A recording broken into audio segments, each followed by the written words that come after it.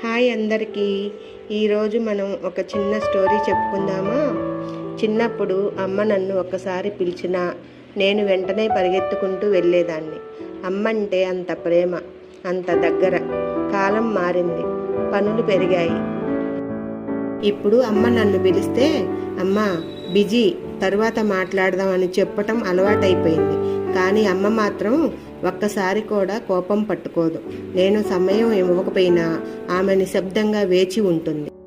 ఒకరోజు పాత ఫోటోలు సర్దుతూ ఉండగా విన్నాను. ఆమె తనతో తాను మెల్లిగా అంటుంది, పాపని డిస్టర్బ్ చేయకూడదు, చాలా బిజీగా ఉంటుంది. ఇప్పుడు అర్థమైంది, బిజీ అనేది మన పని కోసం, కానీ అమ్మకి మనమే ఆమె ప్రపంచం.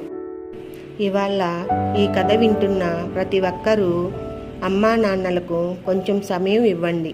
ఫోన్ కాల్ కంటే పెద్ద గిఫ్ట్ ఏదీ లేదు.